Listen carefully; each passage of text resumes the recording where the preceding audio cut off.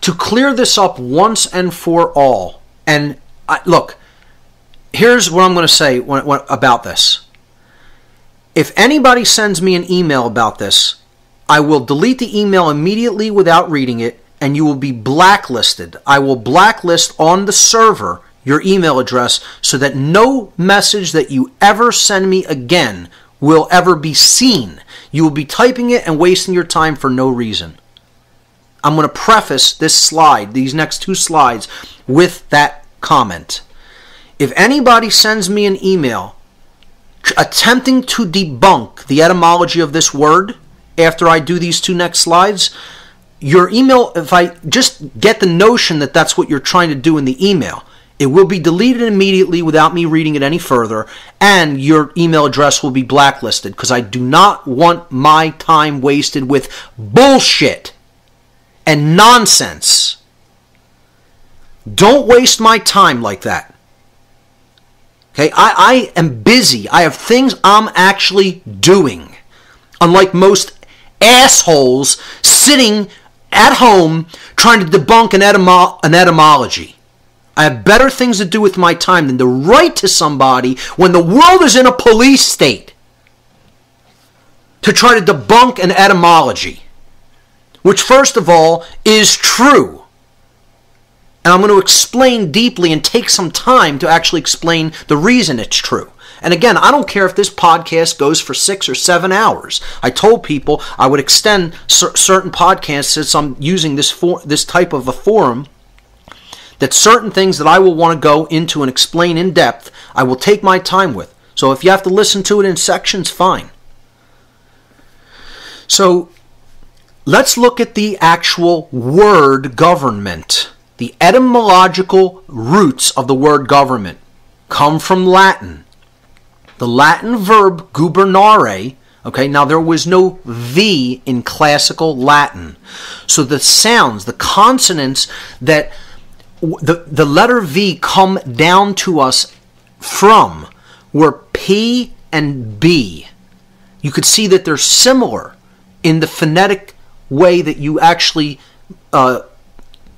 make the sound with your lips of P, B, and V. All right? So in Latin, English words like govern, right? The V would not have been a V then, because again, there's no V in classical Latin. You would see it rendered as B or P. So just like in the word sovereign, there's no V in Latin, the sound would be a P, super, okay? And that becomes sover in the word sovereign. In the word govern, the word in Latin would be gubernare, G-U-B-E-R-N-A-R-E, gubernare. That's the infinitive form of the verb. The first person present tense is guberno. Guberno, gubernare.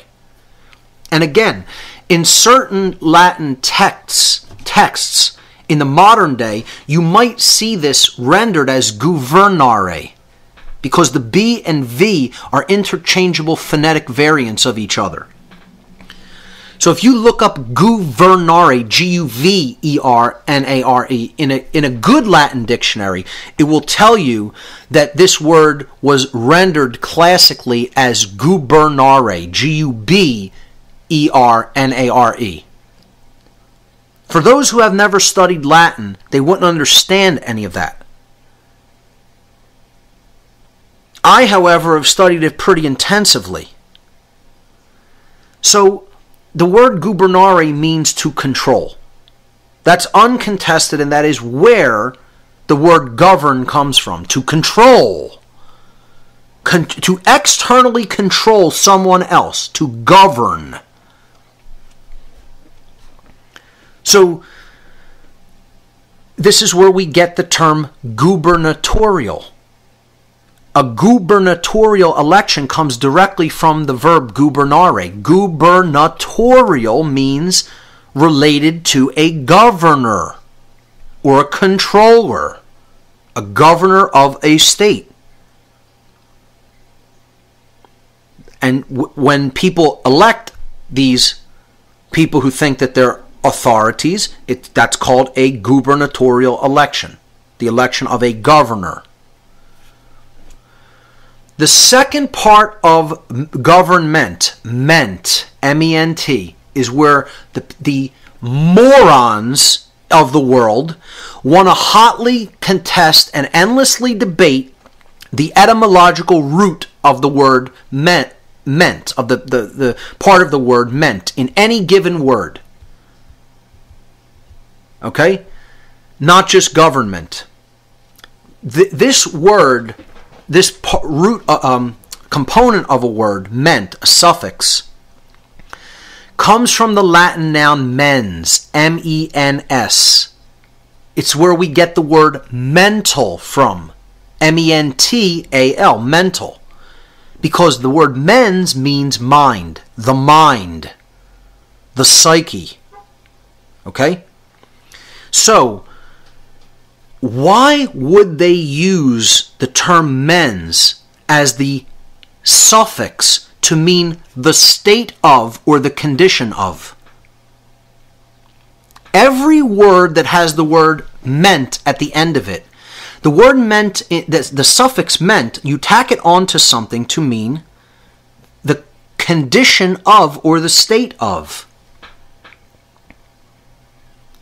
So, bereavement is the condition of bereaving something.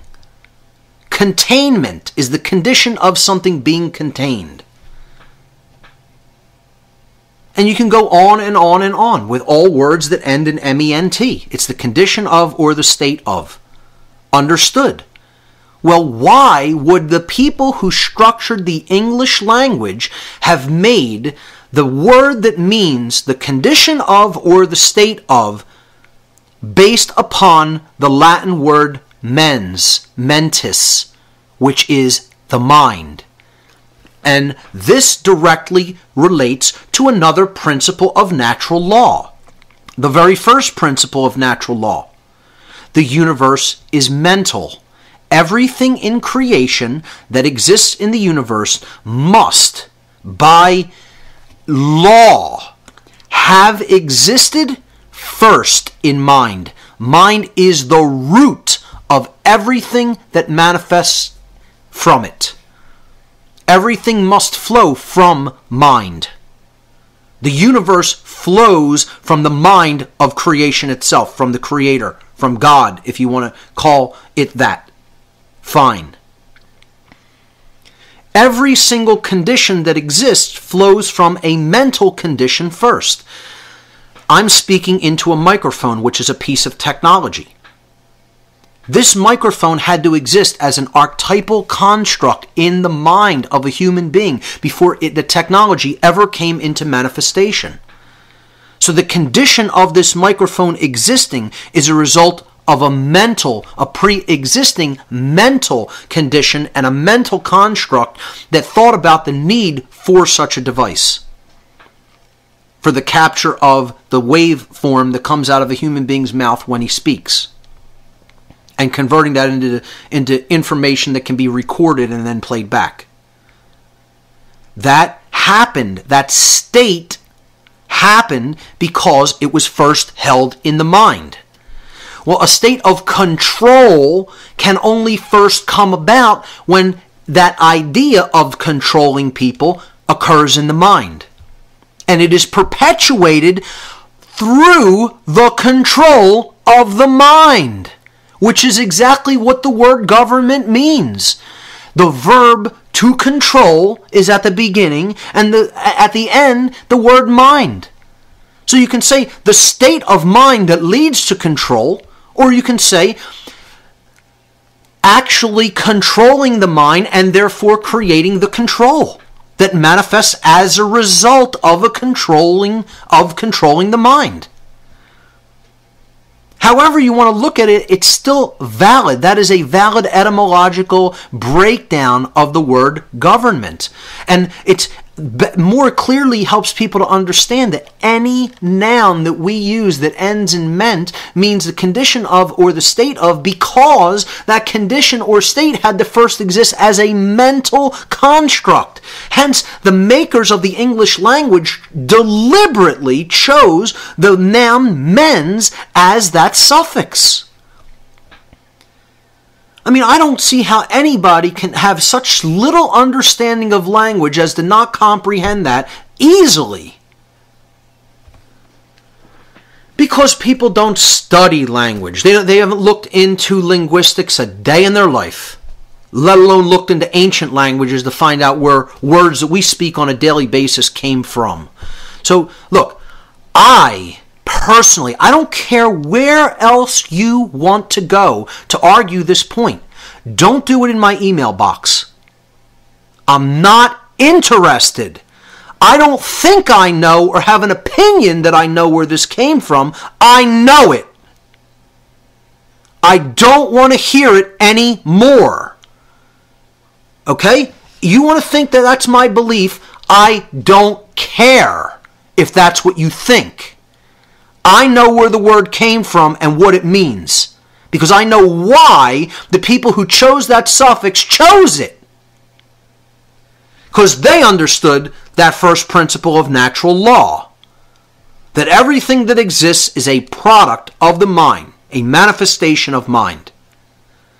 So, do not send email contesting this. If I don't care if you believe that that's not the case. Go believe whatever you want. Do not put an email into my email box, because first of all, to blacklist the email takes me literally 1 second to do. I got a script, I paste it into the script, boom, it's done. It's gone. It takes no time from me. You're not taking any time from me. You're wasting your own time doing it. Because your email will be blacklisted in a second by me, and you'll be wasting time writing emails that I'll never see. Never see. So you want to blacklist yourself from the email box, and I do read my emails. I don't have time to respond to all of them. I get like 75 to 100 emails every single day.